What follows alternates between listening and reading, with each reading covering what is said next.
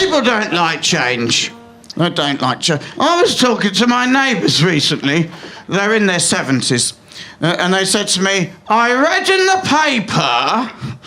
Well, it was the Daily Mail. They said, I read in the paper that they're asking men if they're pregnant now. What? Anyway, I delved into it. I got to the bottom of it.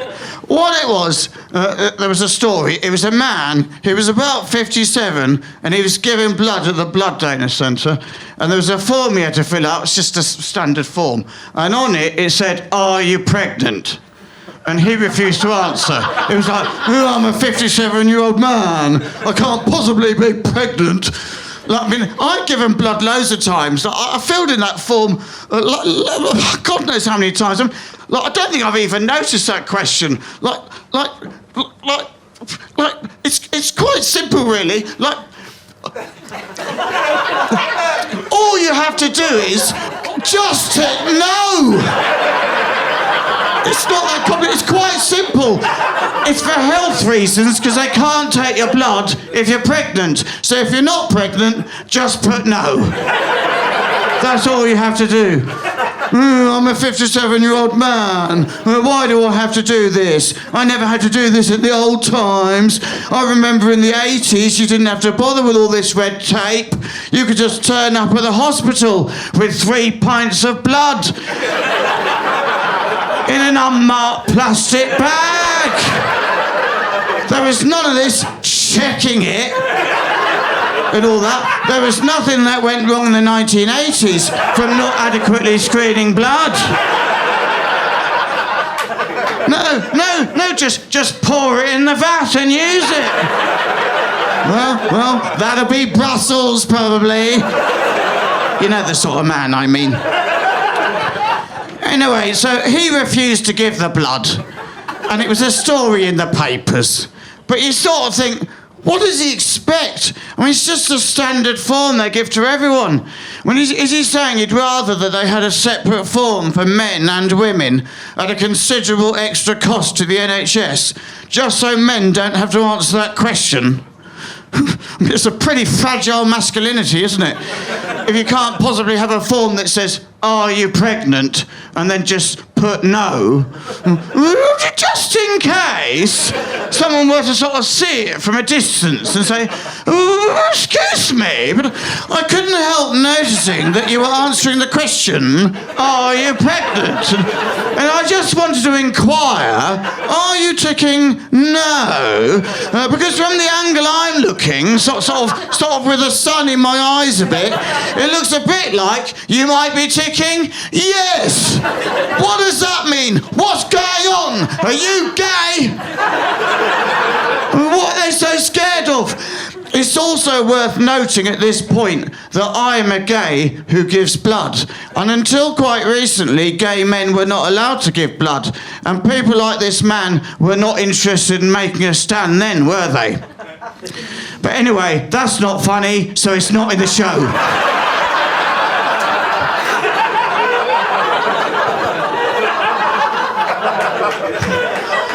And what about postmenopausal women? Yeah, we're back into the comedy now. Should they have a different form too?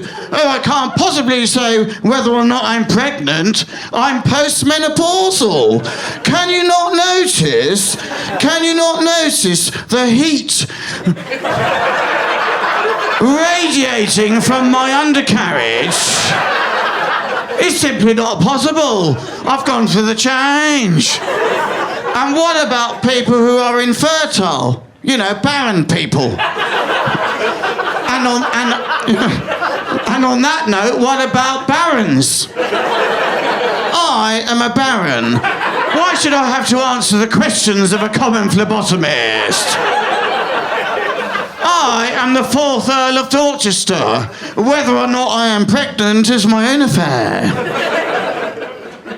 Some men, though, they don't just blame their wives for stuff that they've done. They'll blame anything for their shit behaviour. And this is something I've gotten into. It's pretty good. I'm someone who quite likes living well beyond his means. And for my entire adult life, everyone around me has just been telling me I'm a dickhead who can't budget. But it turns out I went and got myself diagnosed with something. So, like everything else in my life, it's quite clearly not my fault. I knew I was a victim of some description. And while I'm here too, I'm not going to sink it into mental illness. It's bloody, that's crazy. What no one's reiterating for me with mental illness though is how great it is for people like professional athletes and myself to just rebrand our irresponsible shit behaviour on something that is largely and conveniently intangible. Excluding, of course, your more visible mental illnesses such as bodybuilding.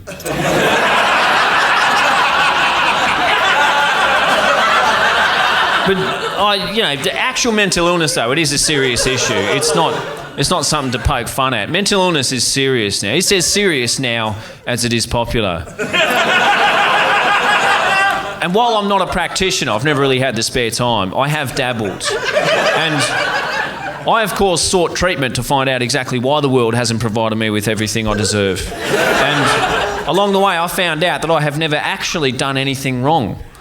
Although pre-self-diagnosis, some of the things the black dog did on my behalf, Jesus Christ. If my condition allowed me to feel some form of shame or embarrassment, I'd be ashamed and embarrassed at what the black dog had done on my behalf.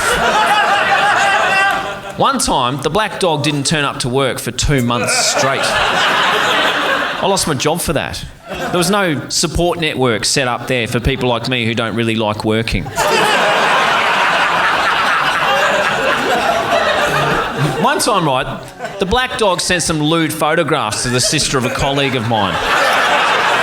She didn't want them, evidently. I got sacked for that, even after I explained that those photos came from a very dark place. My crotch. One time, right, I went down to the pub to blow the froth off an icy cold jar of suds on a hot night after a hard day's yakka. And while I was down there, the black dog has drunk 2 jugs of beer in quick succession and become quite belligerent. And he went up for his 3rd jug at the bar, and the bartender said, "Sir," which is historically the worst possible start to a sentence when addressing the black dog when he's had a skinful. He said, "Sir, why don't you make your 3rd jug a mid-strength?" To which the black dog replied, "Why don't you get fucked?"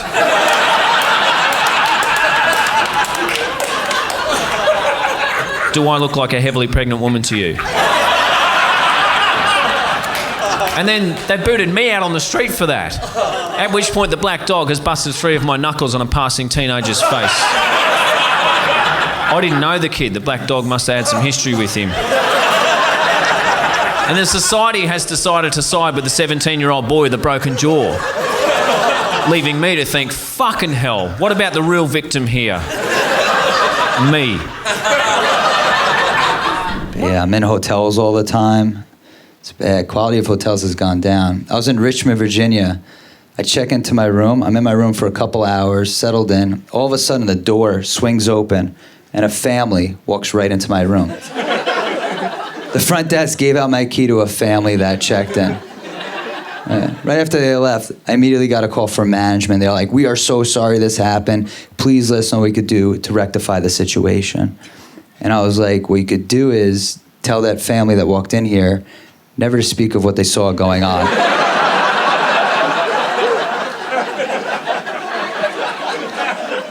I was attending to a private matter.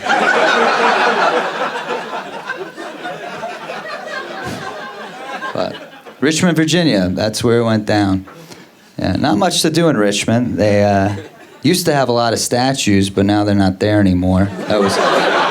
They got rid of them.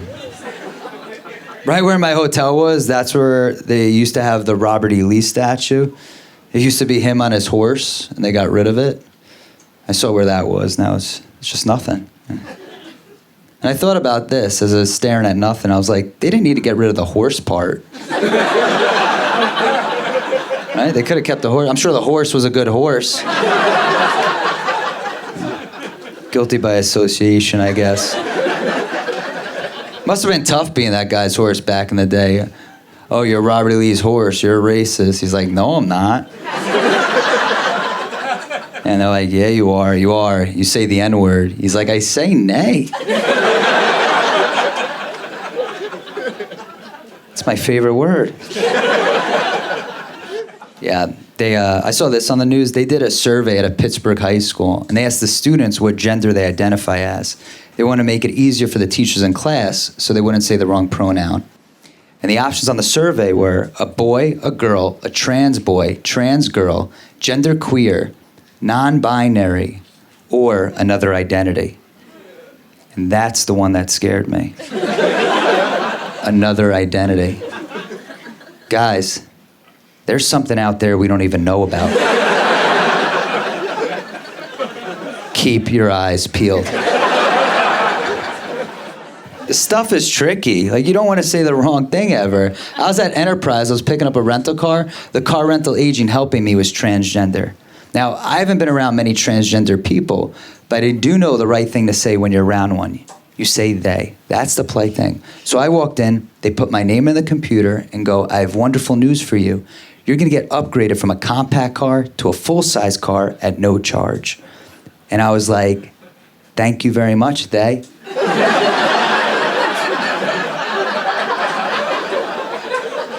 They go, no problem. I always take care of one of my own.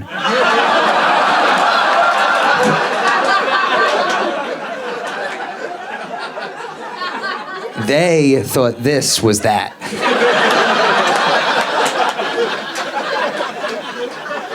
So I said, I can't take this upgrade.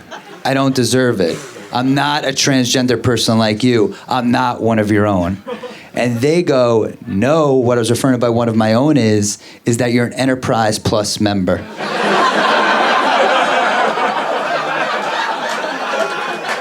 And they go, wait, you think I'm transgender?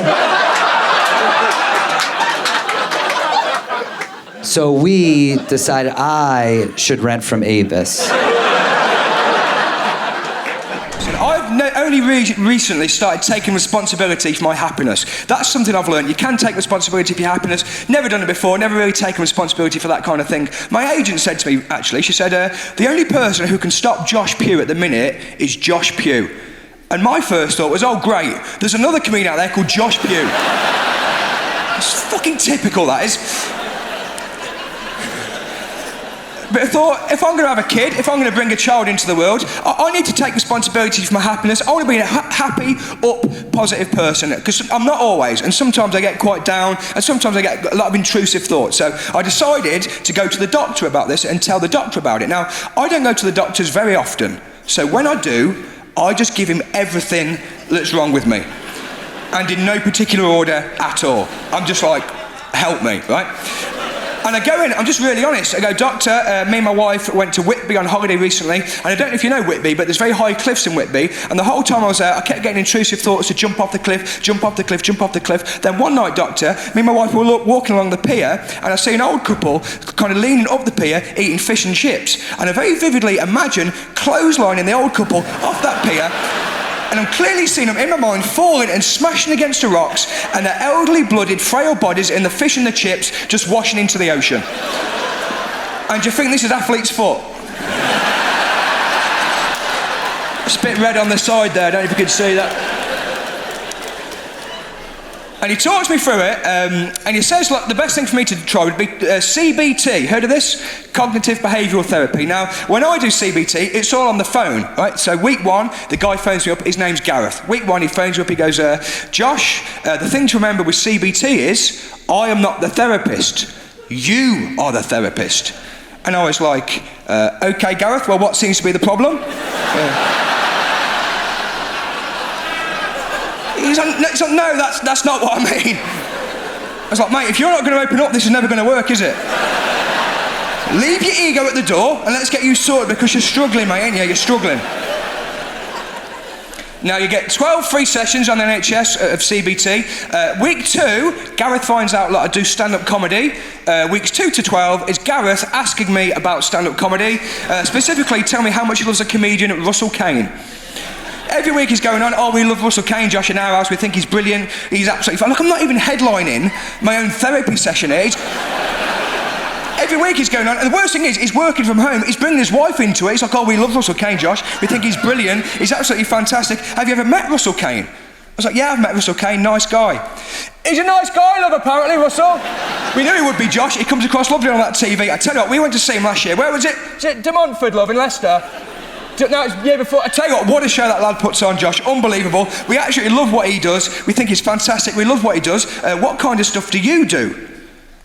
And I was like, well, I just kind of do like semi-surreal, rambly stories that just sort of tail off at the end.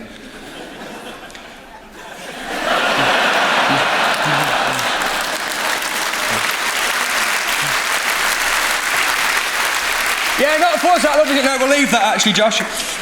But it was good, Gareth, I tell you what, good at his job, very good at his job. Taught me a lot, taught me about these intrusive thoughts. Taught me that we all get them. We all get these bad thoughts. Doesn't mean you're a bad person, doesn't mean you're going to act on them, but we all get them. This is one I get. I don't know if you can relate to this. You know when something really bad's happened in your family, maybe your granddad's been taken to hospital and it's really upsetting and it's really stressful. Whatever plans you had for that day are up in the air. It's a very overwhelming day, right? At some point during all that, I will get this thought. We might get to have a takeaway tonight.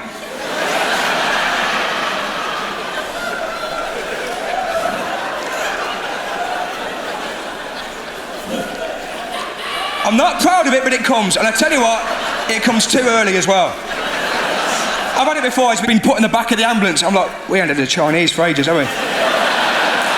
Get the menus out the drawer. Yeah, mine, how you go. All the best. Text when you get there.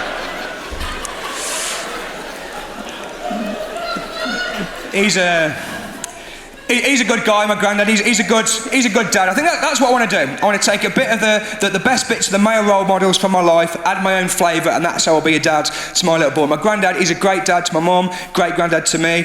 He's like me, he's a people pleaser. He's like me, he's a people pleaser. I've said that about myself for years, I'm a people pleaser. Quite a cocky thing to say about yourself, actually, when you think about it, isn't it?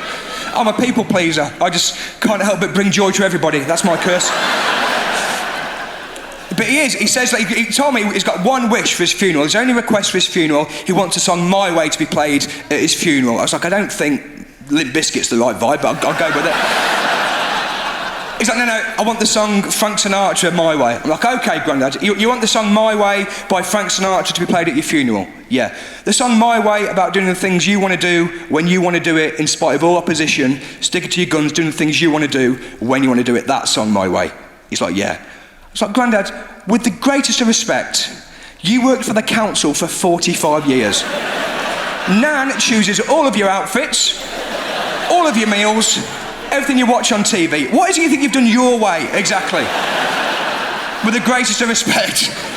He's like, no, I just want it played as the curtain goes round the coffin. I was like, I thought you was having a burial. Yeah, but your mum thinks we're better off with the cremation. That's what I'm talking about.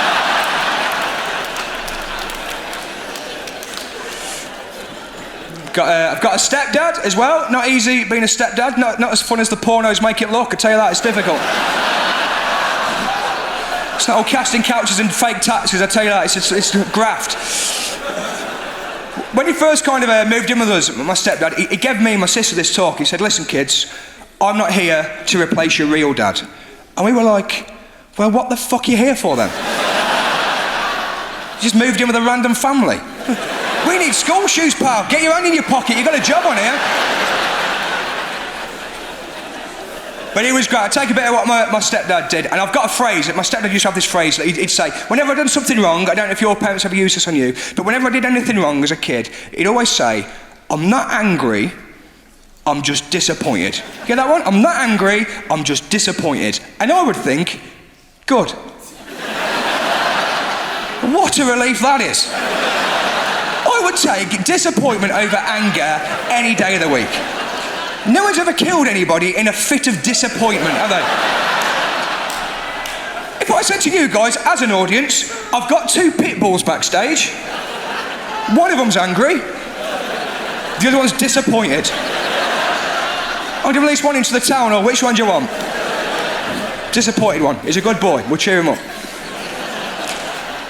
But what are I'll add to the mix. I'll take all those things from the male role models of my life. The other thing that I'll add, which maybe other men in my family don't do, I'm very good at talking about my feelings. I'm quite open about my feelings. My dad won't do it. My dad doesn't do that. What my dad does with his emotions, I don't know if anyone else's parents or dad or uncles do this, but what he'll do, he'll take all his anxieties, all his worries, all his concerns about the world and the future, and just consolidate all of those as anger, which you'll then channel towards one celebrity that he's chosen to hate for seemingly no reason whatsoever, and every time that celebrity comes on the TV, he just fucking lets them have it.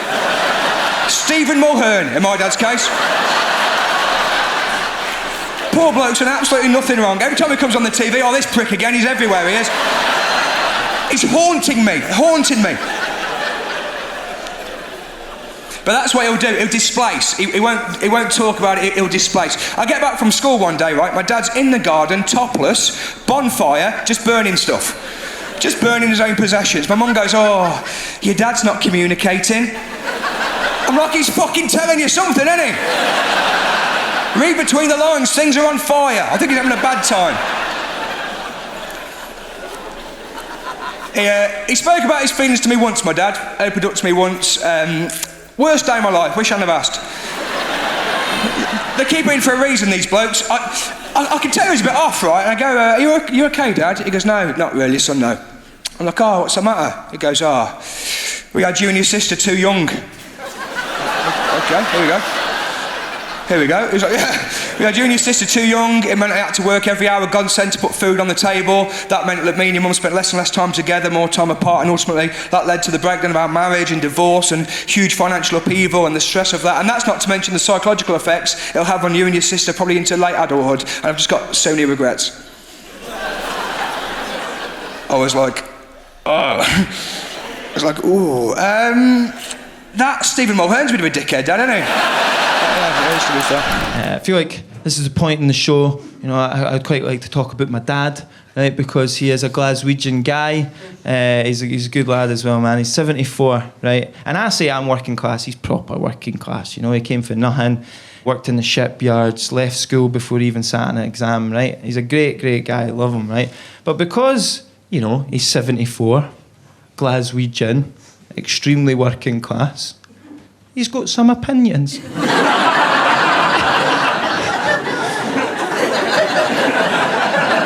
Not all of them are particularly fashionable right now. You know? But it doesn't mean he's an evil guy, right? And no one in here better be judging him, because I tell you right now, I guarantee every single family, we've all got that person. Usually an uncle you tuck away at functions. You know? And it doesn't mean they're evil people, it doesn't mean they've got a bad heart or that, you know? It just means, generally, I didn't introduce them to my black mates.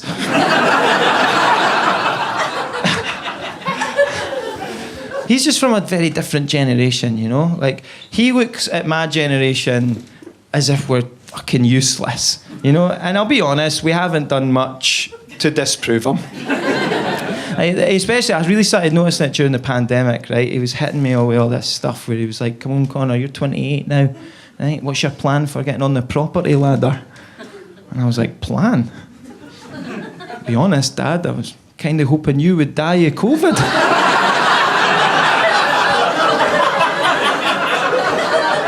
I really had all my financial eggs in that basket. I thought it was a given, you know? Mid-70s, ex-chain smoker. I was like, this has got to eat easy. Every day I went round to visit him during the pandemic. I've never visited him every day in his life. Sometimes I'll go straight for an illegal rave right to his. Start licking door handles and that.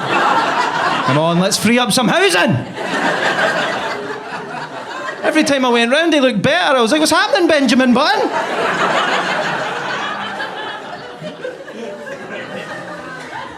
I love people in his generation, man. By way of making some noise, who in here is, let's say, over 50? A few years. Be proud, right? Yous are class. Yous are the best generation, right? Because I'm 29 now. I'm a millennial. I tell you right now, I'd much rather go out for a drink with the over 50s than I would people my age. God, you go out for a drink with people my age, it brings you down. Like, all right, mate, how have you been? Long time no see. He's like, oh my God, I'm so glad you asked. I'm actually really struggling with my anxiety. Oh, for fuck's sake. Only came out for a pint. You didn't get any of that shite when you go out with the over 50s. None of yous are worried about your mental health. No, yous are worried about your health. I don't care that I've been hiding depression from my own family for 30 years. It's just my knee.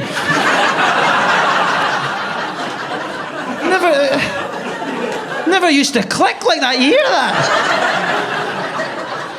Everyone over 50's got a dodgy knee. It's when they both go, that's sad, you know?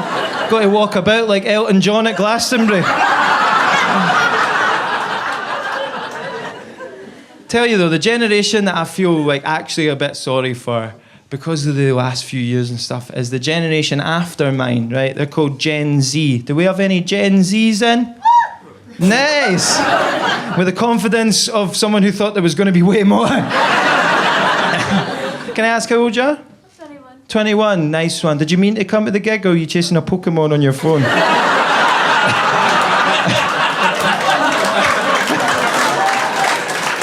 I think there's a wee Pikachu down the front here. You know, but even younger than that, you know, if you're like a teenager now, if you're like 17, 18 right now, how the hell are you supposed to be optimistic about the world? You know, you're looking at it and you're like, oh my God, the planet's dying. World War III's kicking off.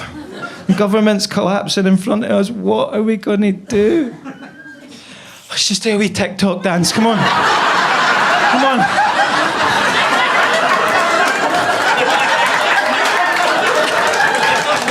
Let's get this trending. Maybe the adults will see it. They'll know what to do. Hashtag twerk for Ukraine. That's the problem with Gen Z, though. The problem is, like, they didn't come to a problem with any, like, solutions or any actual answers. All they care about is raising awareness. We're making this TikTok to raise awareness because the planet is sad. Awareness means fuck all. We know that. Like, we need a proper solution to the problem. Like, if I woke up tomorrow morning, right, and I couldn't get a hard on, for example.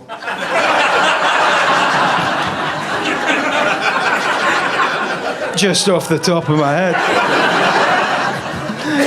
I wouldn't go stand at a bus stop with my willy in my hand, like, sorry lads, just trying to raise a wee bit of awareness here. Like, go to the doctor, you creep. I tried, I'm not allowed back there anymore.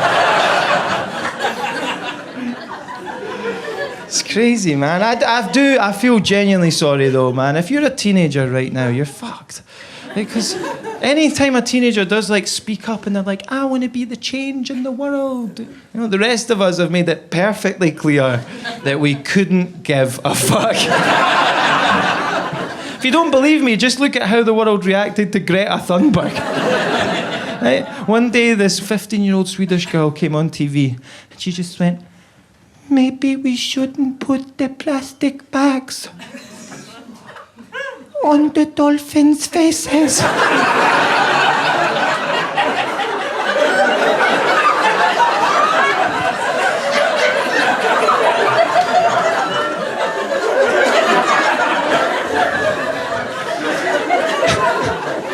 And everyone over the age of 40 just went, will someone get this uppity little bitch an iPad? It's making me sick, actually. Listen, Greta, when I was 15, we'd have been out shagging dolphins, right? That was a proper childhood, right? You don't know you're born! It's a fucking mental way to react to someone that's trying to fix the planet. But the thing about that, look, when it comes to healing the planet and fixing the ozone layer and all that, of course I want to do that. Of course I do. You'd be mental if you didn't want to do that. You know, if I have kids, I want them to enjoy the earth the same way I got to enjoy it. Right? But I do think it's bullshit that it gets put on, you know, me and you like normal people. I bet you're all nice, reasonable people. You're all at home doing your bit, you know, washing out your yogurt pots. Running about with a wee bag for life, as if it makes any bit of difference. You know, meanwhile, China is on fire. Pisses me off, man. You know, we're doing all this stuff. Meanwhile, thousands of miles up there, right? You've got Jeff Bezos, Elon Musk, Richard Branson, literally racing each other to Mars. Right? In the world's biggest dick measuring contest. Burning thousands and thousands of gallons of jet fuel. Meanwhile, I'm down here on Earth in a 1 litre Ford Fiesta. Try to suck a McDonald's milkshake through a fucking paper straw.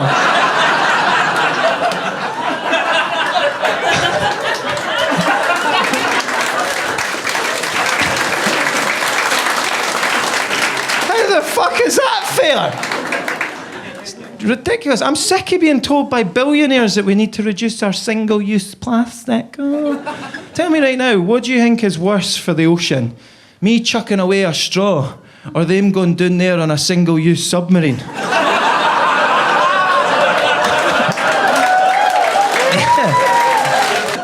Too soon? And look, can we just agree as a society that the paper straw, not fit for purpose?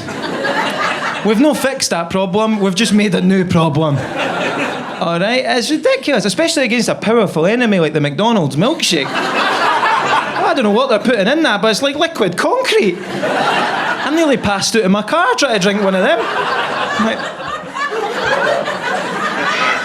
no, I can feel it, it's coming.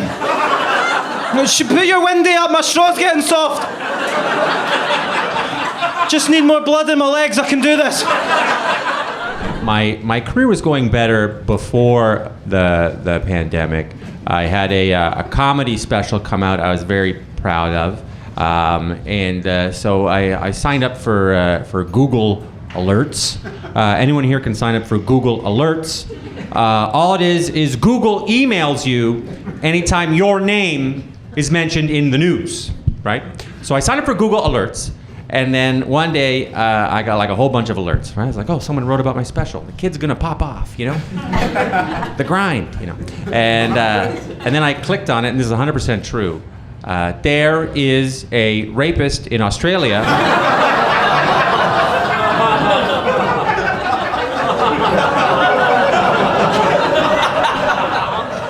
With my exact name.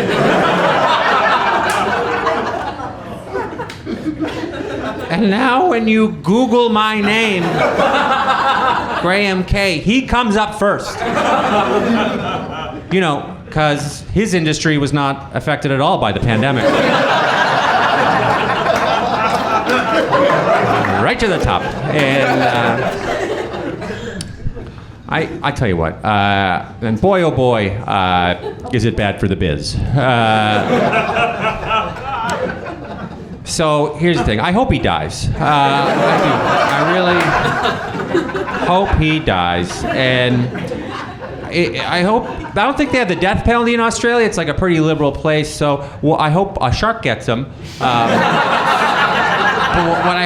what I hope happens to him is actually what happened to the SeaWorld employee, the trainer, in the documentary Blackfish that came out a couple years ago. If you don't remember, in this documentary Blackfish, what happened is I guess Shamu the whale got so pissed off that he was in captivity that he just snapped one day and he dragged his trainer down to the bottom of this really deep tank.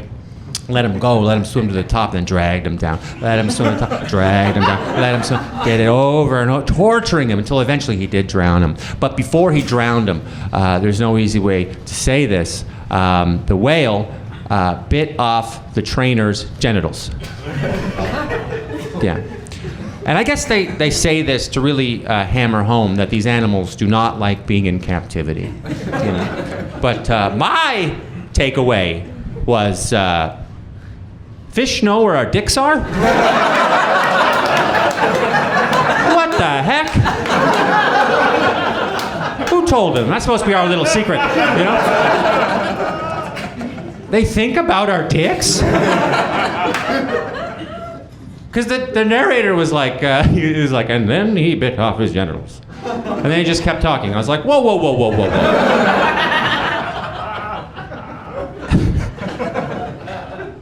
Because the trainer was wearing a wetsuit, you know, and then the whale was like, it's in there. It's in there. And he likes it, and I'm gonna take it away. And they were very specific. They weren't like he bit his torso, you know, it's got like a big whale mouth. They were like very, like he bit his genitals off. Which means the whale was like,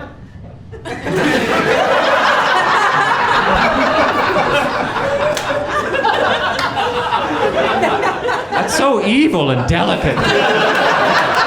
So mean. That trainer just like a little part of that trainer was like, holy jeez.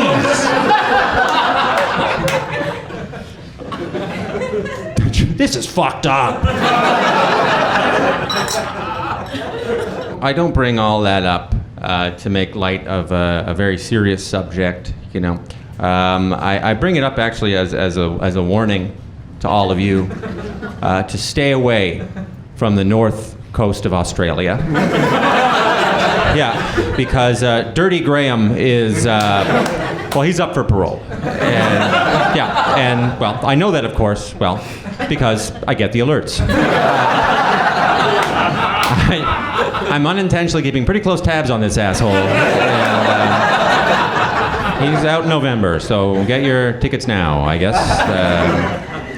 But I got lonely in the pandemic. I downloaded a dating app called Hinge.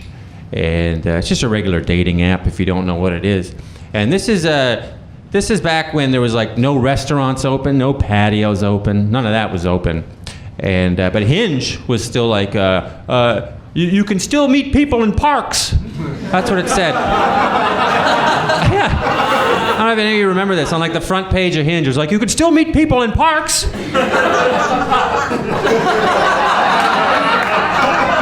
So basically, Hinge was trying to encourage men into luring women into parks. And I did. I got one in there. Sure, I lured one. Sure, I did. Yeah. I had trail mix. I'm like, this way. It's safe and fun. I'm nice. I've never been to Australia. I showed her my passport, and she had a seat. And we had a socially distanced date. You know, very hot. I don't know if you guys have ever had one of those. We had the special kind of socially distanced date where at the end of it, you end up fucking a stranger. Yeah, whoopsie daisy. And we started the date 6 feet apart, wearing masks, opposite ends of a park bench. And we finished the date with her finger in my butt. Life is full of turns. Nooks and crannies, really. I found out that night I'm actually more of a nook. I'm not a loose cranny, I'm a tight little nook. I'm a lady. And now look, I had never had that done before. And you know, at one point during the procedure, she looked up at me and she's like, "You're not enjoying this, are you?" You know, and I had that look on your face. I had that look on your face you get when you know you're like on a roller coaster and you're like, "This is far too high." You know.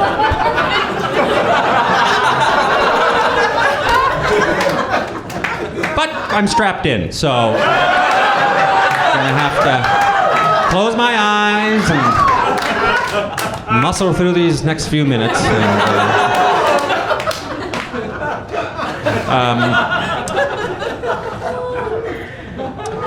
maybe there's something wrong with me. Maybe I need to do work on myself. But it's hard for me to feel like a traditional man, with my legs above my head. Hard to feel dominant, holding your own ankles. That's hard to get in the bone zone.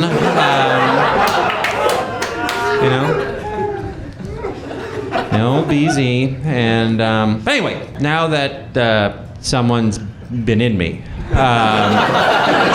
now that someone's been inside of me, I know exactly what it's like to be a woman.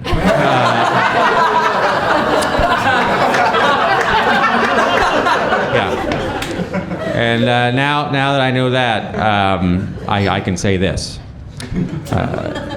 Gentlemen, cut your nails. For the love of God, cut your goddamn nails.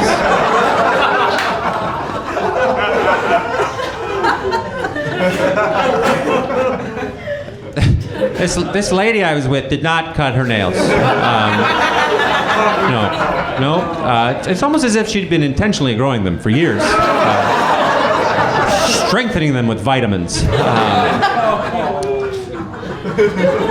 Clean me out like a wire brush. Oh yeah. Oh, I said it.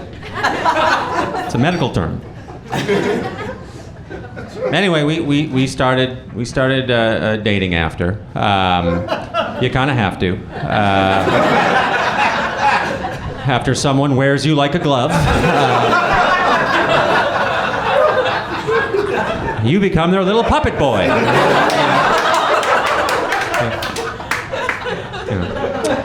My little act out there, that was nice. We did start dating for a while, but it didn't work out. There was a bit of an age gap. She was 24, I was 39. I know, I'm awesome. No, it was gross, obviously, but what happened was she didn't do anything wrong. I did something wrong. I accidentally said one day the wrong thing. One day I accidentally said the phrase, "When I was your age." I know. I heard myself say it, and I stood up. I threw up. Oh no! And I left, and I have not talked to her since. No. I have not responded to any of her TikTok messages. I don't know how. I keep checking Facebook, and they're not there. So if a younger person would show me, I don't like TikTok. I'm Facebook generation. Too much dancing. No dancing. No dancing. Too much dancing. No, I'm Facebook. We don't like Facebook generation. We don't like dancing. No. We like paragraphs. Yes, long, uneducated political diatribes. I don't like dancing. No, I like a social media where you can tell your uncle to fuck off. Fuck you, Larry. Just be having a perfectly good day and then log on and tell the man who tried to ride a bicycle to fuck off.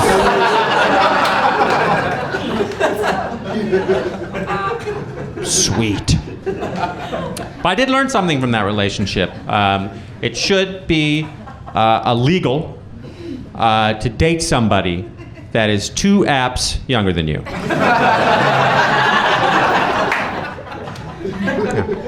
It's too much, But, I am dating somebody more age appropriate now. She's an Instagrammer. So, we just love reels. God, what a life, And she's great, though. I'm glad I finally found somebody, because I think I was in a race against time to get a serious girlfriend. before my bald spot got too big.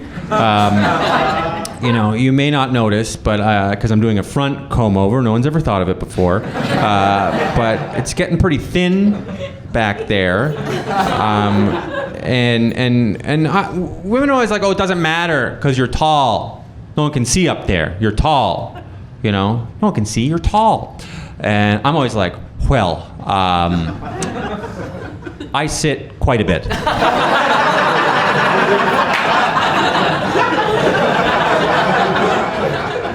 I'm seated like 98% of my life. I feel, right?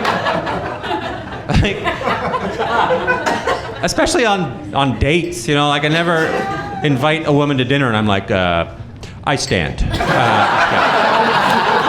I'll be up here for the next hour or so, lording over you. So, yeah. Pass me up my soup. Hot, hot, hot, hot, hot. Hot, hot, hot. Joke is dumb. Well, I am tall. You know, I'm 6'4", you know, and I stand up straight. And I hear a lot of guys, a lot of shorter guys go, you know, oh, I'm not, you know, I'm not 5'8", I'm 5'9", you know, or you know, I'm not 5'11", I'm 6 foot, you know. And I'm here to let you guys know, as a tall, that none of you are people. I am your God. Yes. I'll help you with your overhead luggage, you little scamp.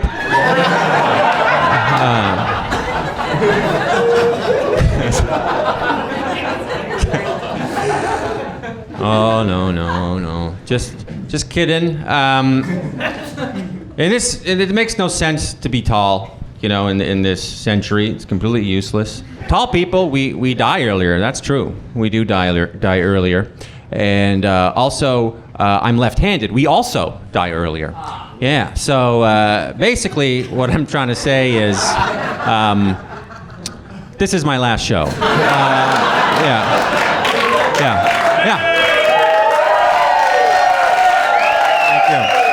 Thank you. I'll be dead soon. And you short kings can get your little raccoon hands all over my girlfriend, you know? Yeah. Good with clasps, you know?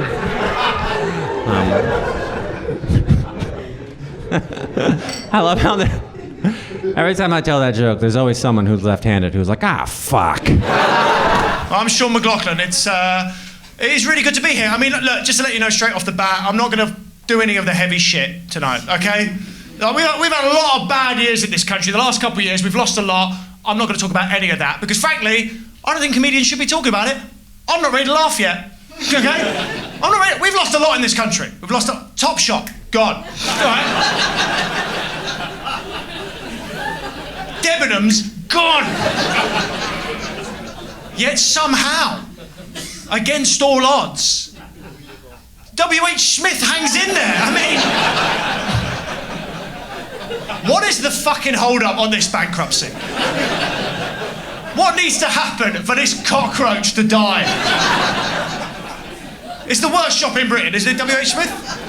It's got to be the worst shop in Britain. I don't know about you, I only go in there if I need a private place to fart. Right, I hate it. Hate W.H. Smith, I hate everything about it. Hate the colour scheme, it's all blue, it's like you're being waterboarded. I hate the staff, they're all ugly. Can we admit this? They're all ugly, something's going on.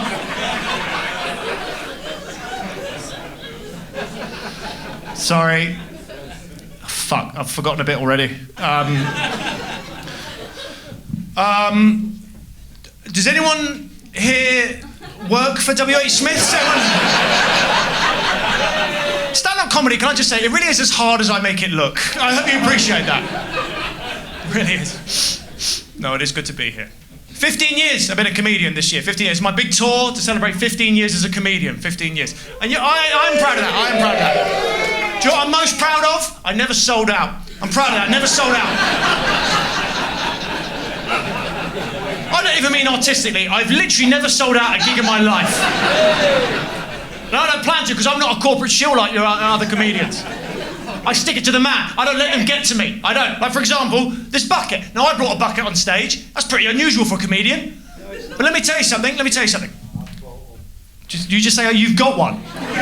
Listen, fuck it. Just to let you know, if you're watching at home, there are meth heads in the audience. Lower your expectations accordingly. Listen, because I stick it to the man. I don't let the man in. I don't even use the internet. I don't let the big tech companies know me. Like, they think they know me. Google, they think they know me. You know, they know all of you. They've got profiles of everyone in this room based on what you type in, but Google don't know me. Because what they don't realise is I spend an hour every morning feeding them false information about myself. It's the only way to win in this life. Every time I have a genuine question I need to ask Google, I ask 5 buffer questions I have absolutely no interest in, just to put those sluts off the set, right? It's not an easy life, but I do it. I do it for you. I sit down in the morning and whereabouts in France was Napoleon born? Can you visit Napoleon's childhood home on Corsica? Vegetarian restaurants near Napoleon's childhood home. Then I get down to it. Do turtles come? Images. It's the only way to stick it to the man. And you've got to stick it to the man in life. You've got to stick it. And Google are the man. Make no mistake. Google are the... Here's how I view it. If Google was a bloke, he would be in prison. If Google wasn't a faceless corporation, if it was Nigel Google down the bar, finishing all your sentences for you, taking pictures of your house from space, fuck off, Nige. How are you getting away with this? You don't even pay your taxes, man. I suppose my main thing about Google is, they're just so American. Do you know what I mean? They're like the ultimate American company. Because nothing's ever enough for America. And nothing's ever enough for Google. I mean, my God, they still advertise. Think about that. Google still advertise. What is your problem, Google? Who has slipped through the net? Who is watching an advert for Google today going, Google? Jeeves, is this true? They're relentless. I see adverts for Google every day of my life. I see an advert for Google. I saw one this morning. I was on YouTube. I was watching this turtle thing. It's none of your business. It's none of your business. And before the video, there was an advert for Google, which is very surreal because Google own YouTube. I don't know if you know that, but Google own YouTube. So it's very surreal when then they go, hey, go on Google. It's like, I'm on it. How much more can I give you? How much more of me are you going to take? You do it all. You do my email, you do my calendar, you take me around town, you got photos of my knob. How much more do you want?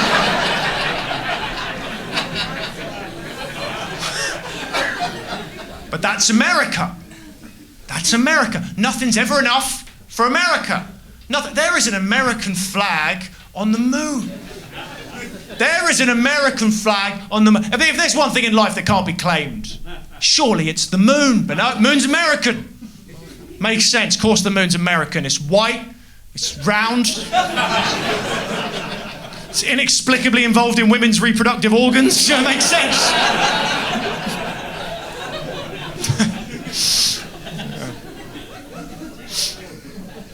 Nothing against Americans, by the way, if you've got any Americans in. I don't know if we do. Nothing against Americans. I love Americans. How could I hate Americans? My wife is Canadian. So there you go. And Americans and Canadians are the same. As you know, they're the same. Oh, they are. And anyone who tells you otherwise is trying to sell you maple syrup. All right? I am married, though. That's true. I'm married. Very happily married. Very happily married. That might be a surprise. Yeah, might be a surprise to some of you. I do give off what one police officer described as an extremely divorced energy.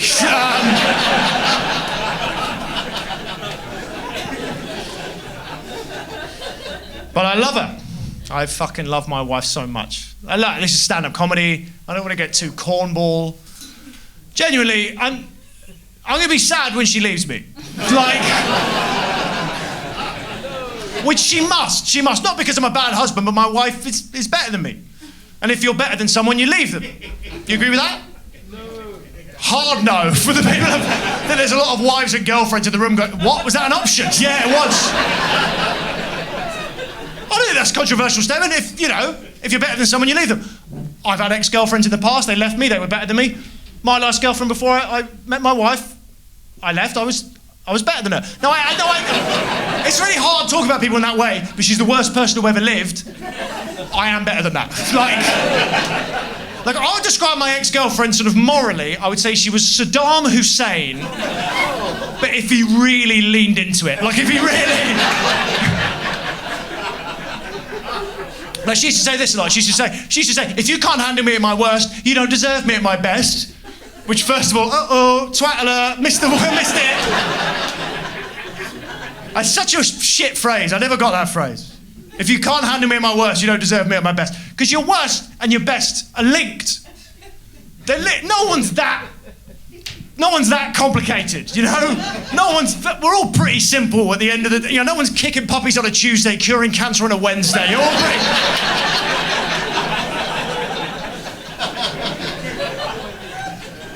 My ex-girlfriend, at her worst, she would get aggressively drunk, she'd hurl abuse of my friends and family, she'd lower my self-esteem, I would say systematically, so I was scared to leave the relationship.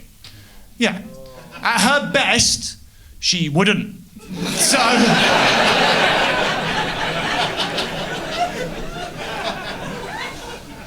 So I left, as my wife must leave me, and I love my wife. I want to be good enough for my wife, but she deserves the best, and I'm not the best. She deserves a husband to be proud of. A husband to go, look at my husband. Look at those teeth, my God. You know, his laptop case isn't just a pizza box.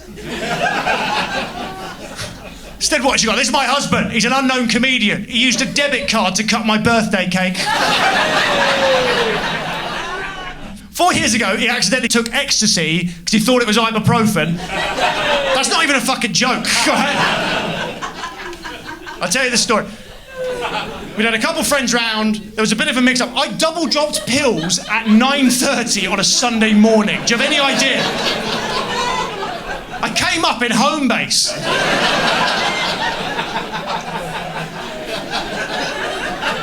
I was with my wife. She was like, "Are you okay?" I was like, "You have got to feel this gravel, baby."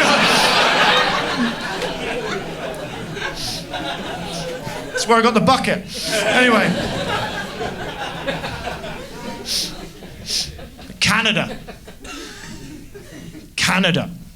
Very appealing country, isn't it, Canada? Very appealing country, very romantic. I think I might move over there, that's the truth. I think I might move over there. I am thinking of it. It's a great country. Do you know what? Because they got standards over there. They got standards in Canada. Like, I flew out of Ottawa International Airport a couple of Christmases ago. It was minus 30 degrees. Minus 30. And the planes were taking off. And the schools were open. And nothing was... If it got to minus 30 in this country, do you think the airports would still be fucking open? If it got to minus 30 in this country, the Prime Minister would go on the news to legalise cannibalism. Okay?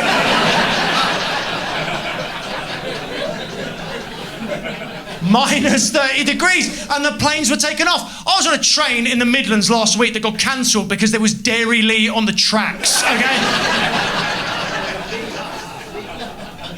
We're losing our standards in this country. This used to be a great country, we're losing our way. I mean, do you agree with that? Yeah. Yeah. We need to be more like the French. Do you agree with that? Yeah. No one ever says yes. I did this show in Paris last month, even they were like, I don't know, man, I don't know.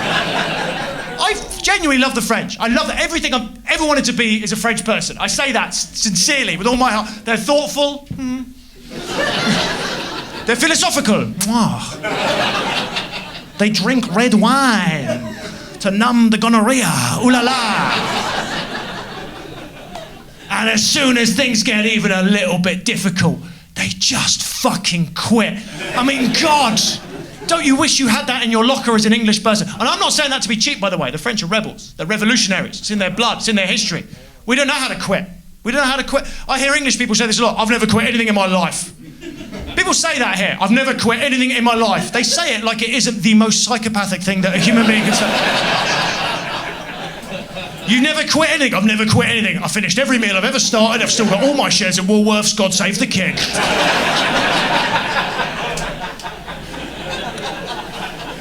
I'm intimidated by the French. I'm intimidated by how good they are at quitting. Like, that's why I never get it when people always say, French quit the Second World War. Yeah. It was shit.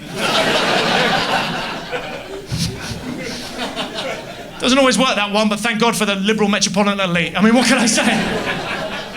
Not allowed back in Guildford.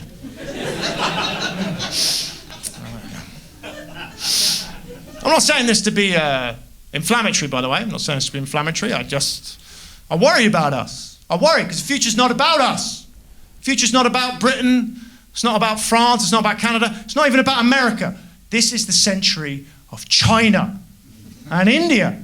These are the two superpowers of the new age. And I don't think we stand a chance against these countries. I don't think we do. Their standards are way too high. Especially China. Give me a cheer if you remember the 2008 Beijing Olympics. Give me a cheer. Do you remember the opening ceremony? Do you remember the most incredible thing anyone had ever seen in their lives? Honestly, if you think this has been good, you wait till you go home and you watch that, okay? I am talking 5,000 soldiers doing flips at the same time. People running upside down, in the air, no wire. Women giving birth on stage to babies that were already dressed and knew the choreography. It was astonishing.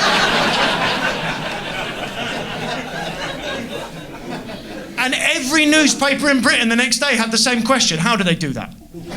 How did they do that? Do you think they were asking that in China about our opening ceremony in 2012? Be honest. Do you think they were saying, how did they do that when Dizzy Rascal sang Bonkers? Do you think?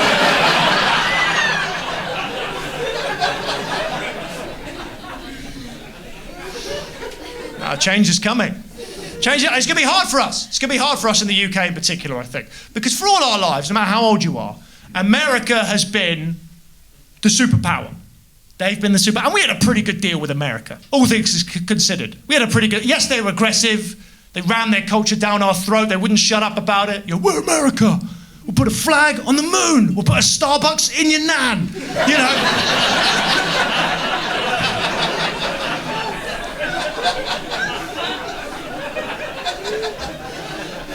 They ran their culture down our throat. But the inconvenient truth was always this. They had a big old army that killed our enemies. I mean, that was the whole deal, wasn't it? That was the whole arrangement. Just keep me safe. I'll keep pretending Tom Cruise is attractive. Come on!